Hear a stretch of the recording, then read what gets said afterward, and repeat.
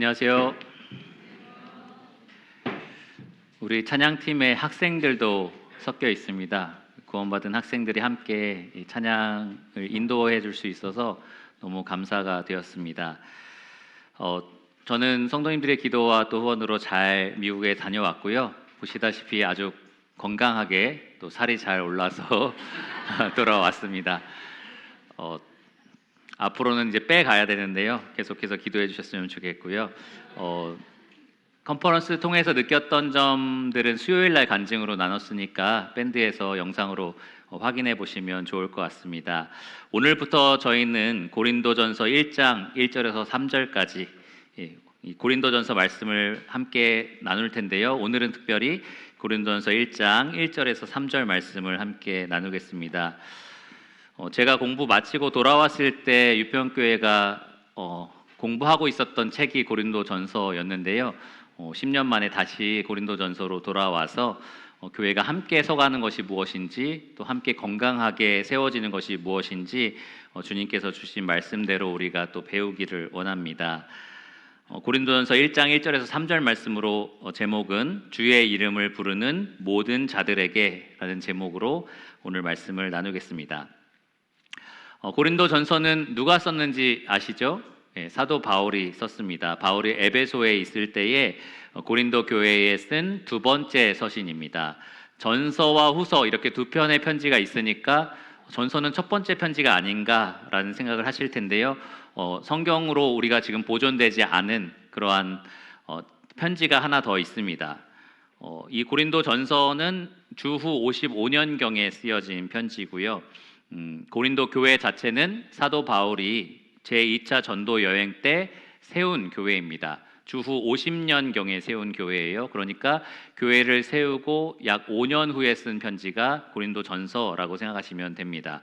어떻게 이렇게 연대 측정이 가능하냐, 이렇게 정확한 날짜 계산이 가능하냐, 사도행전 18장에 보시면 바울이 고린도 교회에서 사역할 때에 갈리오라는 사람이 아가야의 총독이 되었다라는 기록이 있습니다. 그런데 고고학자들이 이렇게 연구한 비문을 보면은 이 갈리오라는 사람이 언제부터 언제까지 총독으로 근무를 했는지가 기록이 되어 있어요. 그러니까 이 바울이 교회를 세웠던 시점, 그리고 에베소에 가서 편지를 쓴 시점이 정확하게 이제 계산이 됩니다. 한 1년 정도 우리가 어떻게 추정할 수 있는 기간은 있지만 그래도 다소 정확하게 우리가 연대를 계산할 수가 있습니다. 바울은 고린도에 가서 교회를 세우고 약 18개월 정도 고린도에 머물렀습니다. 하나님께서 이 성에는 내 백성이 많음이라 라고 말씀을 하셔서 이 고린도 지역에 계속 머물면서 하나님 말씀을 선포했고요. 굉장히 생산적인 사역, 성공적인 사역을 이루어냈습니다. 고린도 사역을 마치고 파송했던 안디옥 교회로 돌아왔고요. 그리고 나서 제3차 전도 여행으로 에베소를 선택을 합니다. 아시아의 중심 지역이었기 때문에 아시아 사람들은 다 에베소에 모이기도 하고 통과하기도 했던 거예요. 그래서 그 아시아의 교회를 세우고 선교 본부를 지어서 그곳에서 본격적인 복음을 전하는 일을 했습니다. 사도행전 19장에 나오는데요. 그 아시아 이 중심부였던 에베소에 있는 동안에 고린도 교회에서 여러 가지 소식을 듣게 되고 그것에 대한 답신으로서 이 고린도 전서를 쓴 겁니다.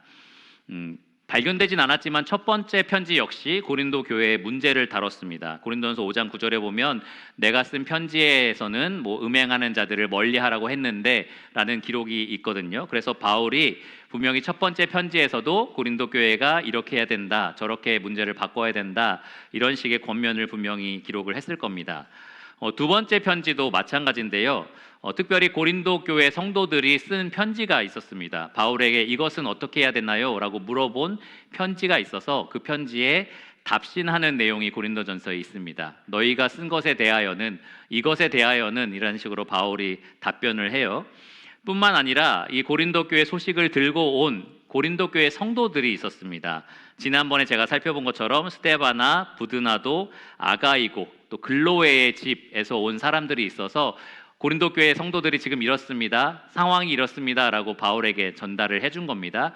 그러니까 바울이 그들이 쓴 편지 외에도 들은 정보들이 있으니까 그것에 대한 반응으로서 이렇게 하라라는 권면의 내용들을 이 편지에 담았었습니다. 그래서 편지에 대한 답신과 자기가 하고 싶은 권면들이 다 섞여 있는 내용이 이 고린도전서의 내용이라고 말씀을 드릴 수 있습니다. 많은 분들이 고린도전서 하면은 교회의 문제를 다룬 편지라고 생각을 하실 거예요. 실제로 많은 문제들이 이 편지를 통해서 다뤄집니다.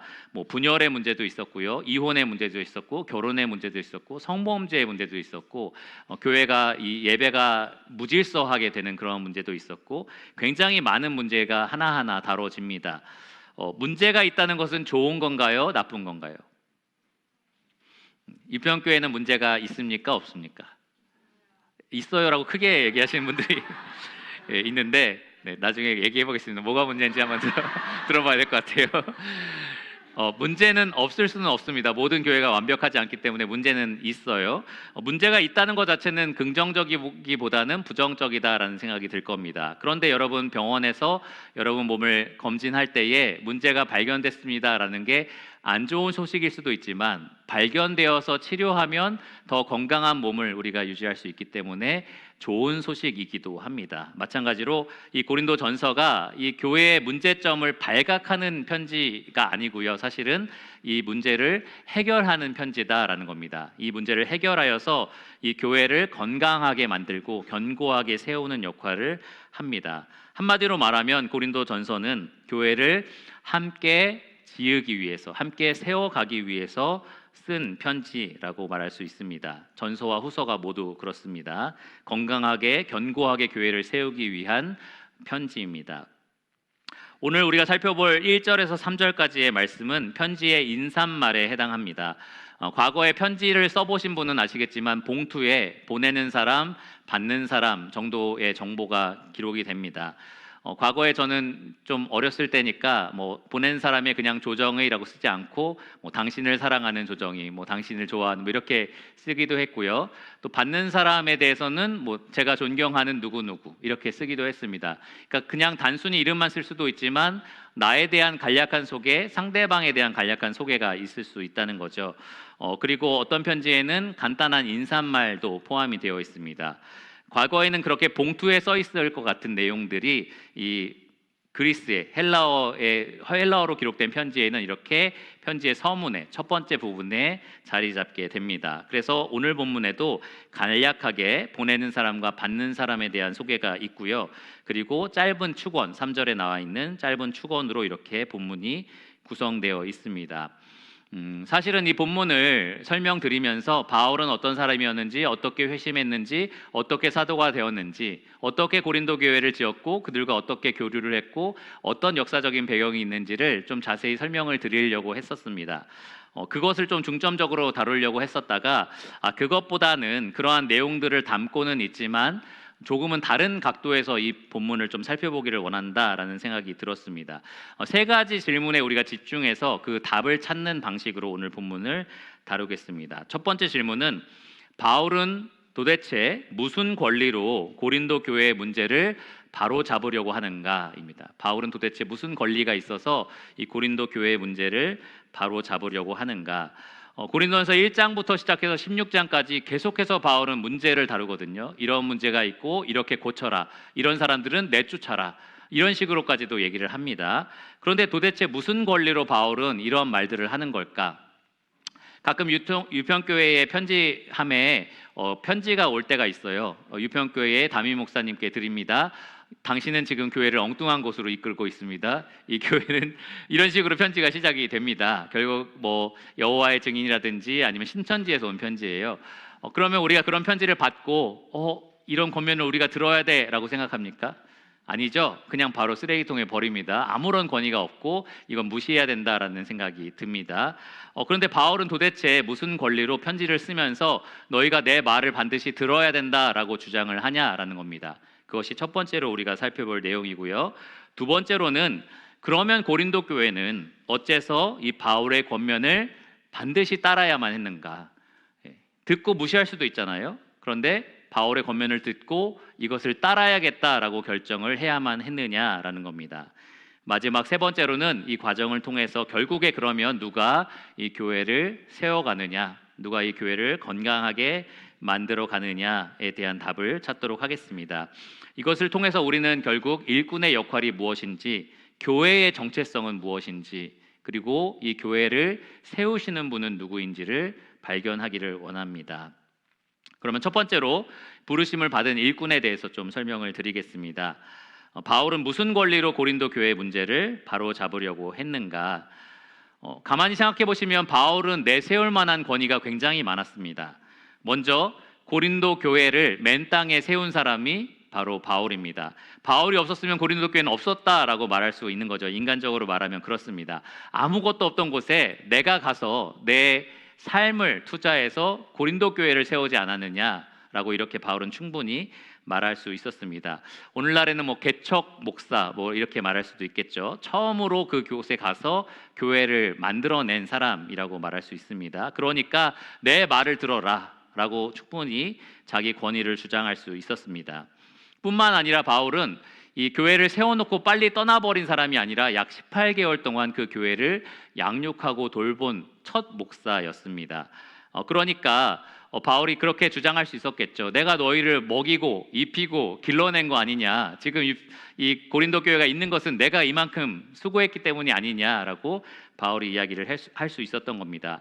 바울 이후에 세워진 목회자 일꾼은 아볼로라는 사람이었는데, 그래서 바울은 고린도전서 3장 6절에 나는 심었고 아볼로는 물을 주었으되라는 말을 하기도 합니다. 그렇지만 내가 약 18개월 동안은 너희를 길러낸 사람 아니냐라고 이렇게 자기를 주장할 수 있고 내세울 수 있었던 상황이었습니다. 뿐만 아니라 바울은 고린도에 있으면서 아주 편안하게 목회를 하지 않았었습니다. 이 성도들에게 혹시 부담이 되고 오해할 수 있기 때문에 자기가 스스로 자비량으로 천막을 지어서 필요를 충당했던 사람입니다. 그리고 회당에서 박해를 받고 이방인에게도 박해를 받고 이 법정에서도 소송에 휘말리고 여러 가지 고통과 핍박을 받았지만 끝까지 감수하고 이 고린도 교회 성도를 섬겼던 그러한 사람이었습니다. 그러니까 바울은 1절에 이렇게 자기를 소개해도 됐어요. 제가 한번 상상해서 이렇게 기록을 해봤습니다. 18개월간 낮에는 천막을 만들어 생활비를 스스로 충당하고 온갖 비방과 핍박을 받으면서 안식일마다 회당에서, 거기서 쫓겨났을 때는 회당 옆 디도 유스도의 집에서 그리스도를 밝히 증거하여 수많은 고린도 사람을 믿고 세례받아 교회로 자라게 만든 나 바울은, 이렇게 얘기할 수 있었다는 거죠. 이렇게 얘기하면 들어야 되겠습니까? 들어야 되지 않겠습니까? 들어야겠죠. 이렇게까지 수고하고 고생하고 이 교회가 있게 만들고 자라게 만든 사람 이야기를 당연히 들어야 되지 않겠냐라고 바울은 충분히 자기 권위를 내세울 수 있었습니다.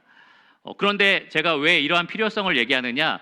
바울이 그렇게 권위를 내세울 만한 상황이었기 때문에 그렇습니다. 그럴 만한 충분한 이유가 있기 때문입니다. 고린도 교회는 더 이상 바울의 권위 아래 하나가 되어 있지 않았습니다. 바울의 권위에 다 순종하는 마음으로 하나가 되어 있지 않은 상태였습니다. 나는 아볼로를 따를 거야. 나는 게바를 따를 거야. 나는 아볼로, 게바, 바울 다 필요 없고 나는 그리스도파야. 이런 식으로 사람들이 자기 위에 다른 권위들을 각각 세우기 시작했기 때문에 모두 다 이 뿔뿔이 흩어져서 찢어졌기 때문에 사도 바울이 뭐라고 권면한들 나는 너를 따르지 않고 게바를 따르는 사람인데 라고 하면서 충분히 거절할 수 있는 그러한 상황이었습니다. 그러니까 앞서 제가 말씀드린 여러 가지 권위를 다 동원해서 그래도 넌 내 말 들어야 돼라고 바울이 충분히 말할 만한 상황이었다라는 겁니다.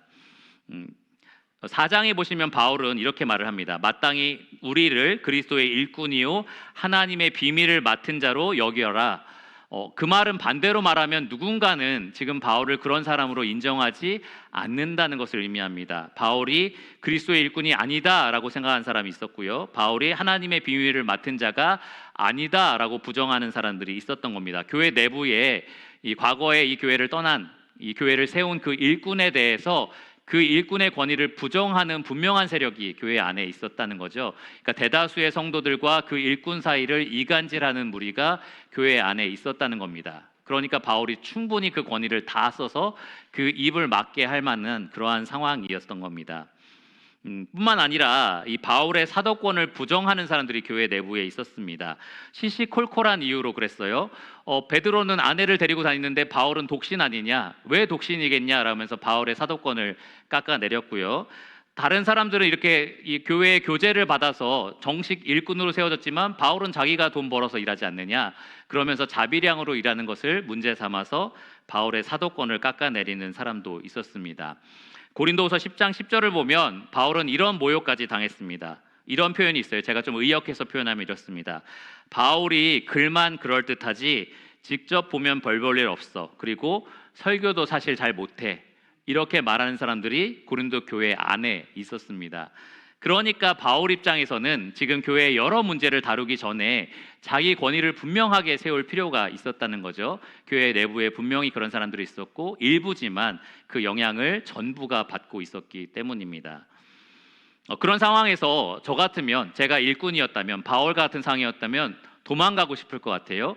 고린도 교회 난 하나님 손에 다 맡긴다. 난 모르겠어. 난 에베소 교회에 집중해야겠다. 이런 식으로 뒤로 도망가고 싶은 마음이 있을 겁니다. 그런데 바울은 소스데네라는 이 회당장이었던 사람, 지금은 구원받은 한 형제가 된 이 사람을 대필자로 삼아서 편지를 기록을 한 겁니다. 저는 이 편지를 썼다는 것만 해도 대단한 용기가 필요할 거다라고 생각이 듭니다. 성도들이 그것을 받아들일 수도 있고요, 이 신천지 편지처럼 그냥 구겨서 버릴 수도 있는 그러한 상황인 거죠. 그럼에도 불구하고 용기를 내서 이 편지를 기록을 했습니다. 바울도 한 사람에 불과했습니다. 우리랑 똑같은 성정을 가진 사람이에요. 그러니까 교회가 나에 대해서 적대적이다, 특별히 내가 세우고 내가 그렇게 고생해서 양육한 교회가 나에게 적대적이다, 그러한 마음의 상처가 분명히 있었을 거고 낙심이 되었을 겁니다.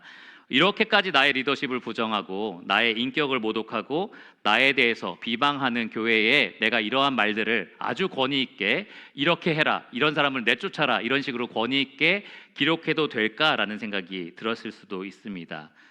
담대하게 고린도전서의 이 내용들을 기록한다는 것 자체가 결코 쉬운 일이 아니었다라는 겁니다.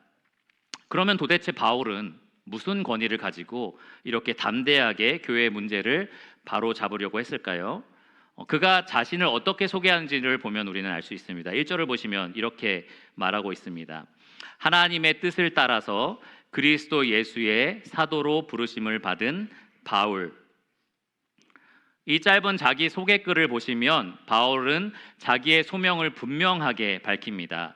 바울은 자천, 그러니까 스스로 천거한 거죠. 나는 일꾼이야 라고 스스로 그렇게 추천한 게 아니고요, 또 다른 사람에 의해서 추천된 것도 아닙니다. 여러 사람이 당신 리더하시오 라고 해서 일꾼이 된 것도 아닙니다. 궁극적으로 바울을 세운 사람은 누군 거예요? 여기 기록된 것처럼 하나님입니다. 하나님이 하나님의 뜻을 따라서 하나님이 세우신 일꾼이 바로 바울이었습니다. 바울이 전달하는 메시지, 이 편지에 가득 담겨 있는 그 권면의 메시지는 바울이 스스로 만들어낸 생각이라든지 전통적으로 내려온 그런 교훈들이 아니었습니다. 바울은 자기를 가리켜서 예수 그리스도의 사도라고 부릅니다. 그 말은 예수님께서 이 백성들에게, 이 교회에게 전달하고자 하시는 그 내용을 바울이 대언한다라는 겁니다. 대신 전달하는 전령이고 대사고 사도다라는 겁니다. 사도라는 말은 보내심을 받은 자라는 뜻을 가지고 있는데요, 예수님이 바울을 보내셨고 바울은 예수님의 메시지를 예수님의 교회에게 전달하는 역할을 맡았습니다. 원래 바울이 이 교회를 위해서 세워진 일꾼이 아니었죠. 원래는 이 회당, 유대교의 랍비였습니다. 위대한 가말리엘이라는 이 랍비 밑에서 엄격한 율법 교육을 받은 바리새인 중에 바리새인이었습니다. 그는 십자가에서 돌아가신 예수님을 존경하지 않았어요. 오히려 부끄러운 죽임을 당했다라고 생각해서 예수님을 멸시했습니다. 그러니까 예수님을 추종하는 그리스도인들도 당연히 이 바울에게는 눈에 가시 같은 존재들이었습니다. 그래서 얼마나 이 유대교에 열심히 있었느냐, 이 그리스도인들을 찾아가서 모두 다 남녀를 다 옥에 가두고 죽여야겠다라는 생각을 갖습니다. 그래서 그렇게 똑같은 목적을 가지고 다메섹으로 가던 길에 그를 만나 주신 분이 있죠. 누구십니까? 바로 예수님이 직접 바울을 만나 주셨습니다. 그리고 바로 그때 예수님께서 바울을 자기의 사도로, 자기가 보내는 메신저로 그렇게 불러 세우셨습니다. 사도행전 26장 16절에서 18절을 보시면 사도 바울이 자기가 경험했던 이 예수님을 만났던 그 경험에 대해서 세 번째로 소개하는 장면이 나오는데요, 제가 한번 읽어드리겠습니다. 이렇게 말합니다. 일어나 너의 발로 서라. 예수님이 바울에게 하신 말씀입니다. 일어나 너의 발로 서라. 내가 너에게 나타난 것은 곧 네가 나를 본 일과 장차 내가 너에게 나타날 일로 너로 종과 증인을 삼으려 함이니 이스라엘과 이방인들에게서 내가 너를 구원하여 그들에게 보내어 그 눈을 뜨게 하여 어둠에서 빛으로 사탄의 권세에서 하나님께로 돌아오게 하고 죄사함과 나를 믿어 거룩하게 된 무리 가운데서 기업을 얻게 하리라. 바울은 분명한 부르심을 받았습니다. 예수님으로부터 직접적인 부르심을 받았습니다. 이것이 담대하게 바울이 권면할 수 있었던 이유입니다. 사람들이 적대적이고 사람들이 나를 받아들이지 않고 나의 리더십을 무시하고 있는 상황에서도 바울은 나는 예수님의 종이기 때문에 예수님이 전하라고 하신 말씀을 전하겠다라고 결심을 했습니다. 바울은 사람이 아니라 하나님께 순종하기를 원했던 겁니다. 사실 모든 부르심을 받는 일꾼들이 이러한 부르심, 하나님의 소명을 아주 중요하게 여겨야 됩니다. 매우 엄중히 여겨야 됩니다. 구약 시대도 마찬가지였습니다. 선지자 에스겔에서 3장 17절에 보면 이스라엘 족속의 파수꾼으로 하나님이 불러 세우셨다라고 이야기를 합니다. 하나님은 에스겔을 선지자로 자기의 대언자로 세우시면서 이렇게 말씀하셨어요. 너는 내 입의 말을 듣고 나를 대신하여 그들을 이스라엘 백성을 깨우치라. 그러니까 에스겔은 하나님께 이 메시지를 듣습니다. 그리고 나서 하나님을 대신하여서 하나님 백성 앞에 가서 그들을 깨우치는 그 메시지를 전달을 하는 겁니다. 그게 이 메신저, 보내심을 받은 대사의 의무고 그것이 책임입니다. 그런데 에스겔서를 보시면 계속 이어져서 18절에서 21절을 보시면 이렇게 하지 않을 때에 하나님이 어떻게 이 선지자를 벌하실지에 대한 기록이 나와 있어요.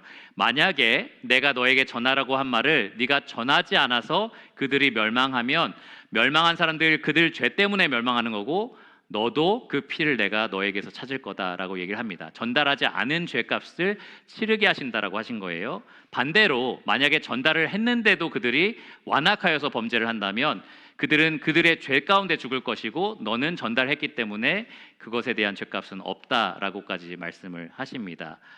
제가 주일마다 말씀을 전하는 이유 죽고 싶지 않아서 거죠. 예, 전달을 제가 안 하면 그래서 여러분들이 죄 가운데 빠지면 그러면 저도 그 죄값을 찾으신다라고 하신 겁니다. 그 정도로 엄중하다는 거예요. 소명이라는 것이 이 목회자에게 일꾼에게 내려진 소명이라는 것이 그 정도로 목숨을 걸 만큼 엄중하다라는 겁니다.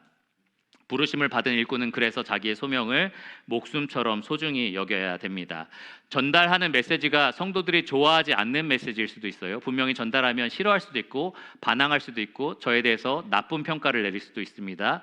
일꾼에 대해서 그럴 수 있다는 거죠. 그럼에도 불구하고 전달을 해야 합니다. 리더십에 반항할 수도 있고요. 리더십 자체를 무시할 수도 있고요. 인격적인 모욕이나 비방을 받을 수도 있습니다. 그럼에도 전달을 해야 합니다. 분명히 낙심합니다. 분명히 낙심하고 두렵습니다. 그래서 전달하고 싶지 않고 도망하고 싶을 때도 있어요. 그러나 그럼에도 전달을 해야 됩니다. 왜냐하면 사람들이 세운 종이 아니니까요. 사람들이 세운 일꾼이 아니라 하나님이 세우신 그리스도의 종이기 때문에 그렇습니다. 그리스도께 충성하는 것이 그리스도의 종의 의무입니다. 바울은 갈라디아서 1장 10절에 그래서 이렇게 말했습니다. 내가 사람들에게 좋게 하랴 하나님께 좋게 하랴. 내가 지금까지 사람들의 기쁨을 구하였다면 그리스도의 종이 아니니라. 일꾼은 그렇습니다. 사람들이 좋아하지 않아도 하나님이 기뻐하시는 일을 해야만 합니다. 하나님의 종이기 때문에 그렇습니다. 그리스도의 종이기 때문에 그렇습니다. 그러니까 무조건 성경에 있는 대로 이 진리로 사람들을 가서 무조건 다치게 하고 무조건 찌르고 이렇게 하라는 말이냐? 그렇지 않아요. 사랑으로 말을 해야 됩니다. 언제 어디에서 어떻게 어떤 방식으로 말할 것인지를 끊임없이 고민해야 되고 사랑으로 전달하기 위해서 계속해서 수고해야 되지만 그러나 전달해야 된다라는 사실 자체는 바뀌지 않습니다. 주님께서 전하라라고 말씀하신 것은 반드시 전달을 해야 합니다. 그리고 그것이 하나님 나라 백성에게 유익합니다. 여러분 한번 생각해 보세요. 제가 가지고 있는 지혜와 생각으로 이 교회를 인도하고 성도들을 양육한다고 한번 생각해 보십시오. 교회가 완전히 엉망이 되겠죠. 그냥 제가 가지고 있는 그 짧은 지식으로 교회가 이렇게 되고 저렇게 되고 완전히 난리가 날 겁니다. 그러니까 저는 사실은 최고를 전달을 해야 되는 겁니다. 최고로 지혜롭고 가장 선한 길을 제시를 해야 되는 겁니다. 그런데 그것을 누가 알고 계시죠? 하나님이 알고 계십니다. 이 성경에 하나님께서 무엇이 가장 좋은 길인지, 무엇이 가장 선한 것인지를 우리에게 말씀해 주셨습니다. 그러니까 그것을 전달하는 것이 혹시 고통스럽고 혹시 괴로울지 몰라도 교회를 위해서 가장 복된 길이고 가장 좋은 길입니다. 그래서 그것을 전달할 책임이 부르심을 받은 일꾼에게 있습니다. 18세기 후반에 영국의 개혁파 국교회 설교자인 찰스 시몬이라는 목사가 있습니다. 캠브리지 교회라는 곳에 23살 정도의 젊은 나이에 목회자로 이제 세워졌습니다. 그 당시 그 교회의 성도들은 부목사로 있던 사람이 목사가 됐으면 하는 바람이 있었어요. 그러니까 이 목사가 세워지자 아주 노골적으로 적대감을 드러냈습니다. 예배하러 들어올 때 앞에서 문을 막아버립니다. 문을 잠가버렸어요. 그래서 들어오지 못하게 하고요. 그리고 예배 중간에는 창문에 돌을 던져서 계속해서 시끄럽게 방해를 했습니다. 이것이 정기적으로 방해가 이루어졌다라고 합니다. 이러한 방해를 받는 교회에 여러분들이 목사고 매주 설교를 한다면 언제쯤 그만두시겠습니까? 몇 주 정도 하실 수 있겠습니까? 한 달 정도? 뭐 많이 참아서 1년 정도 할 수 있다라고 생각하실 수도 있는데요. 이 성도들은 약 10년 이상 지속적으로 그렇게 괴롭혔다라고 합니다. 대단하죠. 착한 성도들을 허락해 주셔서 너무 감사합니다. 그런데 시므온이라는 이 목사는 40년 이상 그들을 사랑으로 담대하게 깨우치는 목회자의 역할을 다 했다라고 합니다. 이 사람은 바로 예수 그리스도의 종입니다. 사람들을 기쁘게 하는 종이 아니고요, 바로 그리스도를 기쁘시게 하는 종입니다. 바울도 그랬습니다. 그는 이 고린도전서 편지에 아주 날카롭고 예리한 비평들, 권면들을 담아 놓고 있지만 고린도후서 2장 4절에 보면 자기는 교회를 향한 큰 눌림과 걱정이 있어서 눈물로 편지를 썼다라고 얘기를 합니다. 나는 너희를 근심하게 하려고 이 편지를 쓰는 것이 아니다. 너희가 오히려 사랑으로 가득 차기를, 그리고 회복되기를 원해서 이 편지를 쓰는 거다라고 이야기를 합니다. 정말 예수 그리스도의 종은 그렇습니다. 부르심을 받은 모든 일꾼이 그렇게 해야만 합니다. 예수님을 대신하여서 성도들을 일깨워야 되고요, 예수님을 대신하여서 성도들을 사랑해야 합니다. 그것이 부르심 받은 일꾼의 마땅한 자세입니다. 두 번째로 부르심을 받은 성도에 대해서 좀 살펴보겠습니다. 그러면 고린도 교회는 어째서 바울의 권면을 들어야만 했느냐라는 질문이에요. 바울의 권면은 옵션이 아니었습니다. 바울이 이렇게 얘기하네, 잘 참고해서 우리가 한번 선택해보지 뭐, 들을 수도 있고 안 들을 수도 있고, 이렇게 할 수 있는 사항이 아니었다는 겁니다. 여기 기록된 것은 고린도 성도들이 반드시 따라야 하는 일이었습니다. 조언이 아니라 법처럼 지켜야 하는 그러한 원칙이었다라는 겁니다. 어떻게 그렇게 해야만 했는가? 여기 2절에 바울이 고린도 교회 성도를 표현하는 모습을 보면 우리가 그 이유를 찾을 수 있습니다. 2절을 보시면 고린도에 있는 하나님의 교회, 곧 그리스도 예수 안에서 거룩하여지고 성도라 부르심을 받은 자들, 이렇게 이야기를 합니다. 먼저 그들은 지역적으로 고린도에 있었습니다. 고린도에 있는 사람들이었어요. 그런데 전체적으로 볼 때 그들의 소속은 어디냐? 바로 하나님의 교회입니다. 여기 교회는 단수형이 쓰였는데, 그러니까 여기에 있는 교회, 저기에 있는 교회 중에 너네는 하나의 교회야, 이렇게 얘기한 게 아니라 전체적으로 하나님의 교회가 있는데 너희도 그 안에 소속이 되어 있다라고 이렇게 표현을 한 겁니다. 교회라는 이 말 여러분 잘 아시다시피 엘클레시아라는 말인데요, 불러내신 자, 불러낸 무리라고 말을 할 수 있습니다. 세상으로부터 하나님께서 자기를 위해서 특별히 불러낸 무리다라는 거고요, 하나님의 교회라는 이 표현을 통해서 우리가 불러낸 사람이 바로 하나님이다라는 것을 알 수 있습니다. 하나님께서 특별히 여기 고린도 교회 성도들을 세상으로부터 불러내서 자기의 백성으로 삼아 주셨다라는 겁니다. 무엇으로 부르셨느냐? 곧 이후에 이렇게 나와 있어요. 그리스도 예수 안에서 거룩하여지고 성도라 부르심을 받은 자들. 하나님은 세상 가운데 사람들을 불러 모으셔서 너희는 나의 거룩한 백성이다 라고 이렇게 부르셨습니다. 거룩하다라는 말은 여러분 잘 아실 거예요. 죄가 없다라는 말이 되기도 하고요, 또 특별히 구별되었다라는 말이기도 합니다. 이들은 구별되어서 하나님께 속해 있는 그러한 백성이 되었습니다. 그리고 예수 그리스도의 보혈로 그 죄가 씻겨진 거룩한 백성이 되었습니다. 이들의 죄가 하나도 없다는 게 아니에요. 여러분 이 고린도전서에 보시면 알겠지만 엄청나게 많은 죄들이 있고요. 또 연약함들이 분명히 보입니다.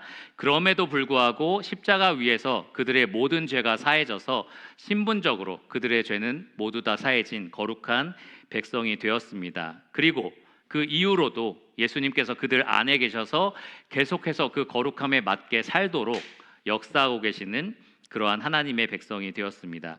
여기 예수 안에서 거룩하여지고 라는 이 표현이 완료형인데요. 과거에 완료된 사건을 기점으로 지금까지도 계속 그 효력이 발생한다라는 것을 의미합니다. 과거의 십자가 사건으로 그들은 신분적으로 거룩하게 되었고요. 그 효력이 지금 현재 상태에 계속 거룩하게 되는 상태로 변화되고 있다라는 것을 의미합니다. 바울은 이들만이 그렇게 택하심을 받은 백성이 아니다라는 것을 분명히 얘기합니다. 2절을 보시면 또 각처에서 우리의 주 곧 그들과 우리의 주 되신 예수 그리스도의 이름을 부르는 모든 자들에게, 그러니까 고린도 교회만 하나님의 교회가 아니다라는 거죠. 각처 전 세계 사방 모든 곳에 있는 예수님을 주라고 부르는 모든 사람들이 다 하나님의 교회다라는 겁니다. 민족과 인종과 성별과 나이와 문화와 나라와 시대를 초월해서 모든 예수를 주라고 부르는 사람들이 다 하나님의 교회가 됩니다. 거룩한 하나님의 백성이 된다는 겁니다.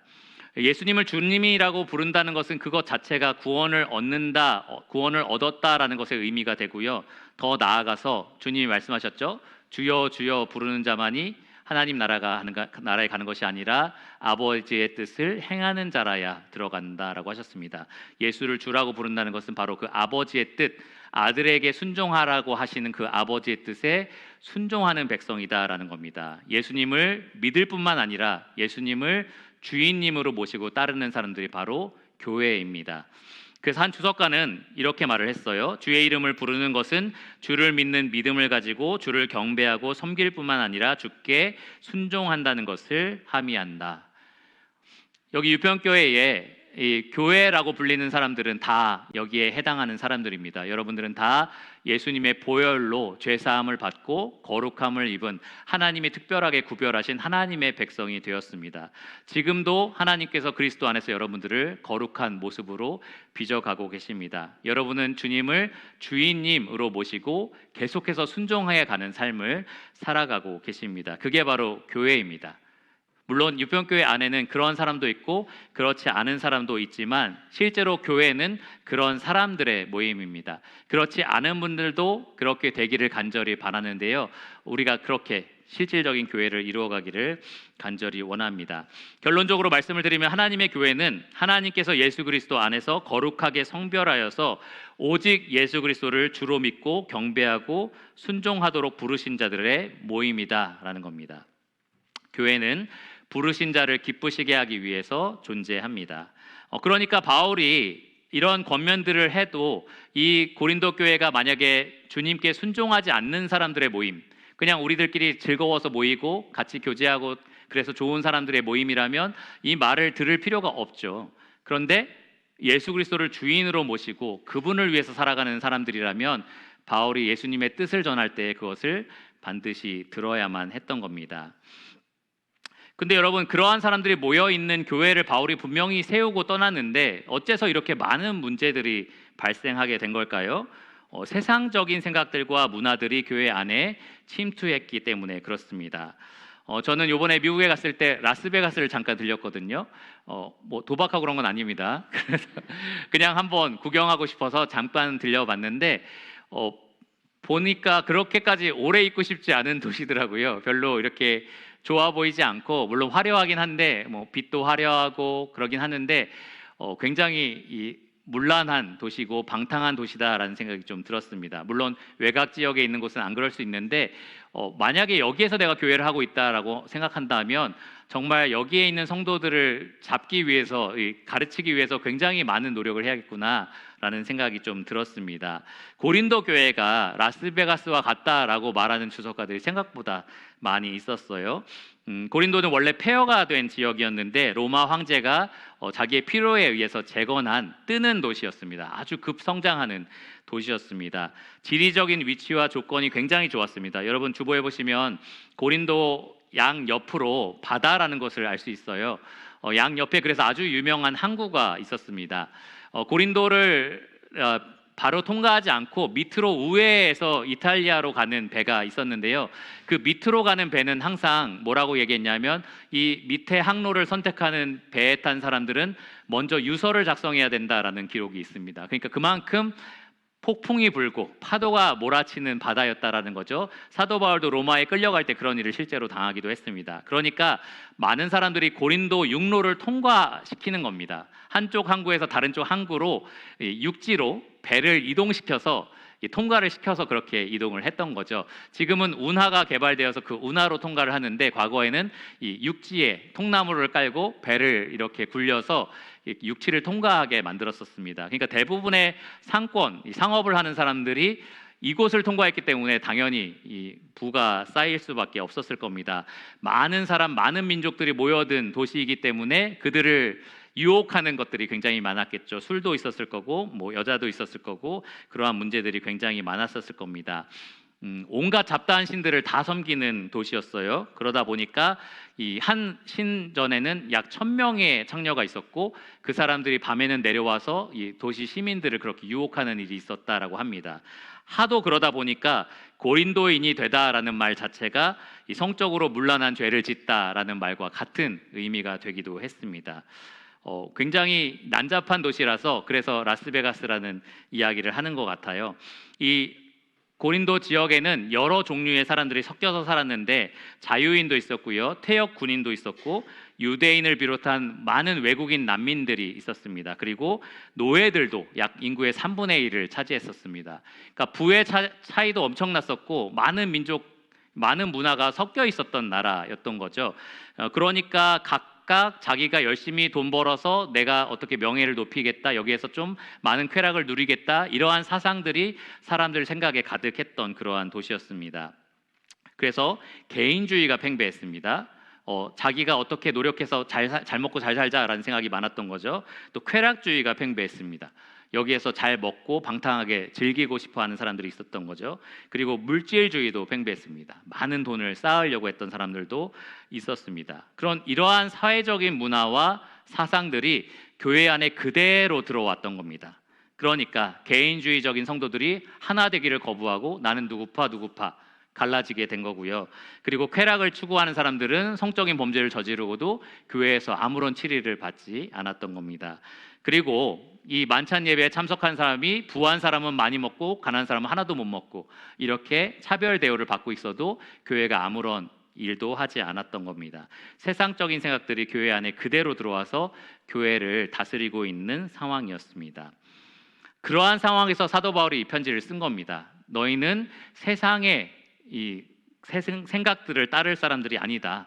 이 세대를 본받을 사람들이 아니다. 너희는 예수 그리스도를 주로 모신 사람들이고 그러니까 예수님의 말씀대로 살아야 한다라고 이렇게 권면을 하는 겁니다. 옛 것을 버리고 새 것을 쫓으라. 그리스도를 따르라라고 권면을 내리는 겁니다. 고린도전서는 그런 면에서 성도 개개인을 향한 편지이기도 하지만 성도 전체, 이 교회 공동체 전체의 성화를 위해서 바울이 쓴 편지이기도 합니다. 개인적으로 적용할 수도 있지만 교회가 함께 지어져 나갈 때에 꼭 필요한 편지라고 말할 수 있을 겁니다. 교회는 함께 세워져 가기 위해서 반드시 세상의 뜻이 아니라 하나님의 뜻을 쫓아야 합니다. 예수 그리스도의 종이라면, 그리스도의 부르심을 받은 백성들이라면 반드시 그리스도의 뜻에 철저히 복종해야 합니다. 고린도후서 10장 6절에 보면 바울은 이렇게까지 고린도 교회에게 말을 했습니다. 너희의 복종이 온전하게 될 때에 모든 복종하지 않는 것을 벌하려고 준비하는 중에 있노라. 여러분 토요일 밤에 저에게 이러한 문자 메시지를 받았다고 한번 생각해 보십시오. 당신의 모든 복종하지 않은 것을 벌하려고 저는 지금 준비하고 있습니다. 내일 봅시다. 교회 나오시겠습니까? 도망가도 쫓아갈 겁니다. 나오셔야 됩니다. 그런데 이런 생각이 드는 거죠. 어떻게 이 벌하려고 준비한다라는 표현을 쓸 수 있을까? 성도들에 대해서 어떻게 복종하지 않으면 벌할 거야라는 이러한 강력한 경고를 바울이 내릴 수 있었을까?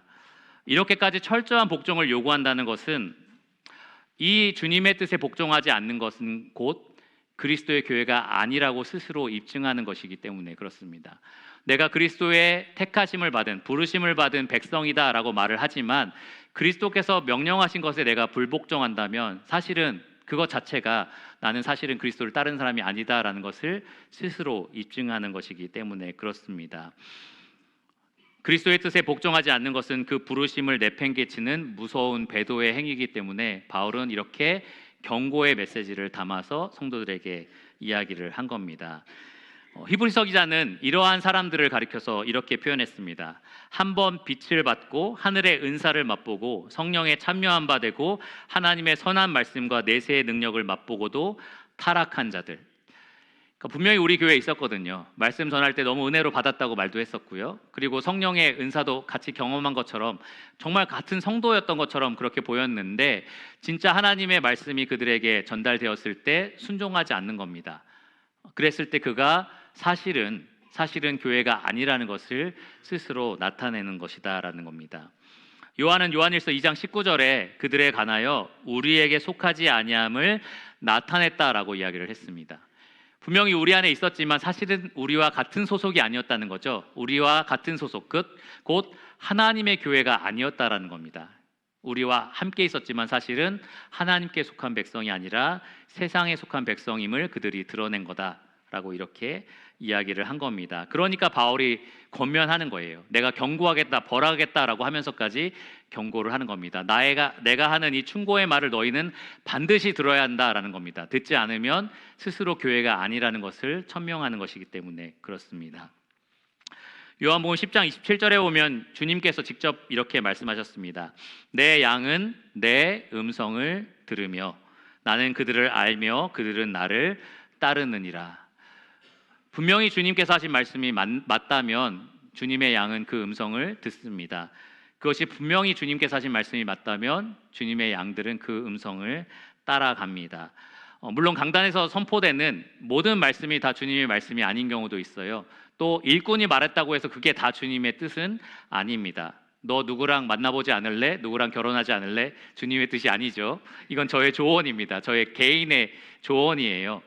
그러나 분명히 말씀에 기록되어 있고 이것이 하나님의 뜻이다라는 것이 분명한 것에 대해서는 교회는 그것을 거절할 그러한 자격이 없습니다. 그렇게 교회가 선택해도 되고 선택하지 않아도 되는 옵션이 아니다라는 겁니다. 교회는 교회를 세우신 분의 말씀을 분명히 듣습니다. 그런 사람들만이 교회입니다. 주님의 음성을 듣는 사람만이 주님의 양입니다. 이렇게 말씀을 드리면 무조건 이를 악물고 순종해야 된다는 말인가요? 라고 하지만 내 양은 내 음성을 들으며 라고 말씀하실 때 주님은 뭐라고 하셨느냐? 나는 선한 목자라. 나는 내 양을 위하여 스스로 목숨을 버리노라 라고 말씀을 하셨습니다. 사랑하니까 듣는 겁니다. 그분이 나를 위해서 자기 목숨을 버리셨으니까, 그러니까 나도 그분을 사랑하기 때문에 그 음성을 듣는 겁니다. 주님의 음성을 듣지 않는 것은 반대로 주님을 사랑하지 않는 겁니다. 그러니까 그 음성을 듣지 않고 따르지도 않는 겁니다.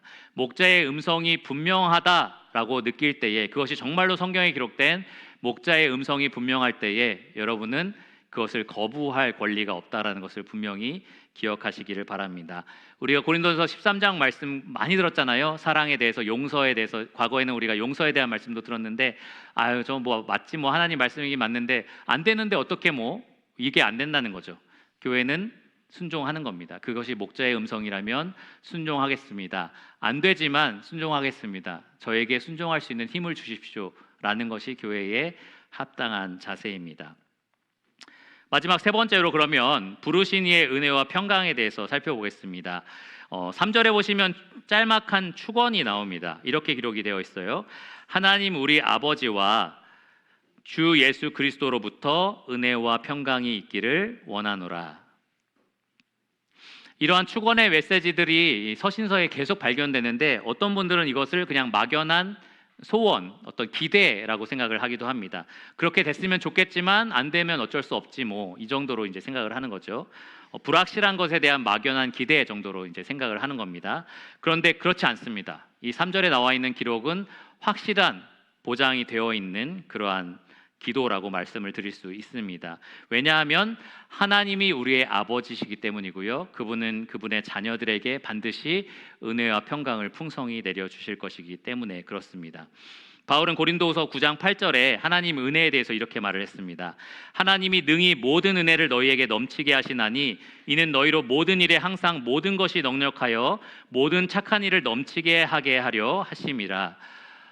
바울이 권면한 많은 내용들에 성도들이 순종하는 것이 쉽지는 않았을 겁니다. 자신의 옛 자아가 있고요. 순종하고 싶어 하지 않는 반항심이 있기 때문에 그렇습니다. 우리 그리스도인들도 순종하려면 굉장히 많은 동기부여가 필요합니다. 근데 이거 하나님 말씀인데 왜 안 해? 라는 그런 권면도 필요하지만 사실은 은혜가 우리를 움직입니다. 은혜가 우리를 순종하게 합니다. 하나님의 은혜가 우리에게 넘치도록 부어지면 우리는 순종을 기쁨으로 할 수 있습니다. 자발적으로 할 수 있습니다. 그런데 지금 바울이 그것을 지금 기도하는 겁니다. 하나님, 우리 아버지께서 그 은혜와 평강을 내려주시기를 구합니다. 그리고 그렇게 하신다라는 확신을 가지고 구했습니다.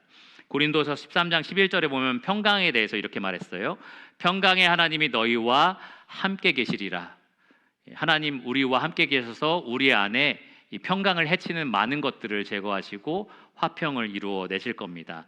이 고린도 교회에 만연했던 하나 되지 못하게 만드는 그러한 많은 문제들을 하나님은 평강을 주셔서 해결하실 수 있을 겁니다. 그런데 여기 이 축원을 보시면 하나님의 은혜와 평강이 예수 그리스도로부터 임한다라고 되어 있습니다. 예수 그리스도로부터. 그러니까 예수 그리스도 안에서 우리가 누리게 된다라는 겁니다. 하나님의 은혜와 하나님의 평강인데 그것을 그리스도 안에 있는 우리에게 그리스도를 통하여서 주신다라고 얘기를 하는 겁니다. 바로 이어서 1장 4절을 보시면 이렇게 말을 해요. 그리스도 예수 안에서 너희에게 주신 하나님의 은혜로 말미암아. 여기 예수 안에서 하나님의 은혜를 주셨다라고 얘기를 합니다. 또 바울이 쓴 여러 서신서들을 보면은 분명히 그리스도 안에서 우리에게 주신다라는 것을 강조해요.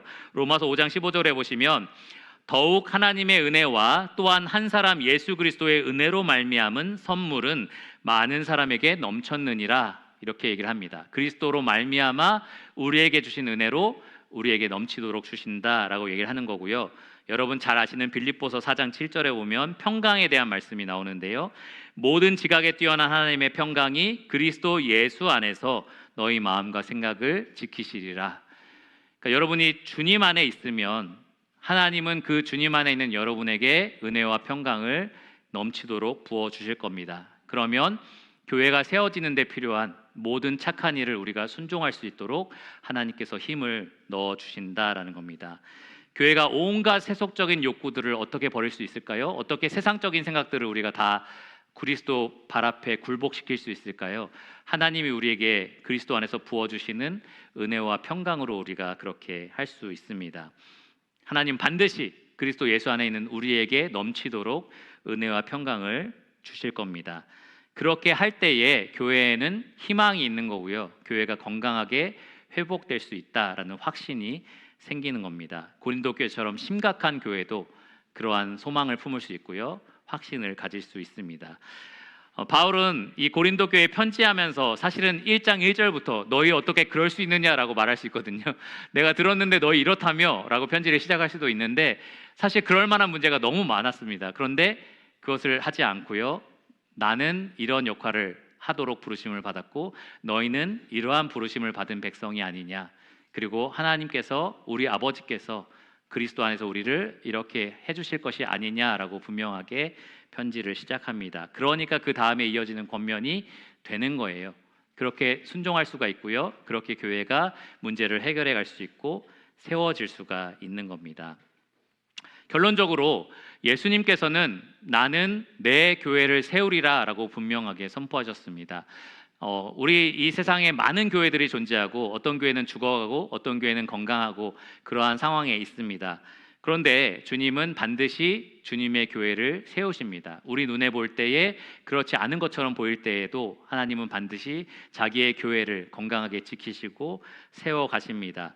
그런데 하나님이 우리가 아무것도 안 하고 가만히 있는데 그냥 세워가시는 게 아니에요. 우리의 순종을 통해서 그렇게 세워가십니다. 부르심을 받은 일꾼이 자기 부르심에 순종할 때에, 부르심을 받은 성도들이 자기의 부르심에 순종할 때에 하나님은 은혜와 평강을 부어주셔서 반드시 자기의 교회를 세워가십니다. 우리가 함께 지어져 가는 교회라는 모토를 가지고 계속 말씀을 나누게 될 텐데요. 이제 문제를 하나하나 다루면서 우리 안에 혹시 그러한 문제가 있는지를 좀 살펴보기를 원합니다. 그리고 그 전에 오늘 들은 말씀을 기억하시면서 내가 부르심 받은 하나님 나라 백성으로서 나는 무엇을 해야 하는가, 어떤 말씀에 순종해야 되는가를 좀 생각해 보시면 좋겠습니다. 사실 일꾼이라고 해서 큰 차이는 없습니다. 일꾼도 하나님 말씀에 순종해야 되는 하나의 성도예요. 맡은 은사가 다르고 직분이 다를 뿐입니다. 우리가 각각 자기의 부르심에 충성하여서 이 유평교회를 아름답게 건강하게 세워갔으면 좋겠습니다. 별관 좋으신가요? 너무 좋으시죠? 지금 마치고 커피 먹어야지 이렇게 생각하시는 분 있을지 모르겠습니다. 밥 먹고 가서 커피 마셔야지. 50년 후에도 별관이 잘 운영되고 있을까요? 100년 후에도 이 교회에 사람들이 있을까요? 누구에게 달려 있습니까? 하나님에게 달려 있습니다. 하나님이 자기의 교회를 세우신다면 여전히 건강한 교회로 우리가 기능하고 있을 겁니다. 하나님이 자기의 교회를 세우실 때 우리에게 맡기신 일들이 있습니다. 우리가 각각 그 부르심에 순종한다면 50년 후에도 별관 커피를 마실 수 있을 거고요. 100년 후에도 우리가 하나님 말씀을 여기에서 선포하면서 하나님을 영화롭게 하고자 하는 많은 백성들과 함께 예배하게 될 겁니다. 우리가 함께 그렇게 이 교회를 세워나갔으면 좋겠습니다. 기도하고 말씀을 마치겠습니다. 하나님 감사합니다. 오늘 이 고린도전서 말씀을 통해서 하나님께서 부르신 자들이 무엇에 순종해야 되는지, 부르심에 어떻게 충성해야 하는지 깨닫게 하여 주심에 감사를 드립니다. 하나님, 우리가 교회를 종교 생활하듯이 왔다 갔다 하고 그냥 자기의 유익을 위해서 누리는 그러한 종교 활동으로 그렇게 전락하게 하지 않게 지켜주시기를 원합니다. 우리 모두가 거듭난 하나님이 특별히 분류한 구별한 백성으로서 하나님의 부르심에 충성하는 자들이 되게 하여 주시기를 원합니다. 하나님, 우리가 하나님의 뜻대로 순종하여서 세상과 얼마나 다른지 세상 가운데 드러내는 빛과 소금이 되게 하여 주시기를 원합니다. 주님께서 이 고린도전서 말씀을 통해서 계속해서 교회를 교훈하실 때에 우리가 그 교훈에 절대적으로 순종하여서 이 교회를 건강하고 아름답게 만드시는 하나님의 은혜와 평강을 충분히 맛볼 수 있도록 주님 도와주시기를 원합니다. 모든 것을 예수님 이름으로 감사하며 기도드렸습니다. 아멘.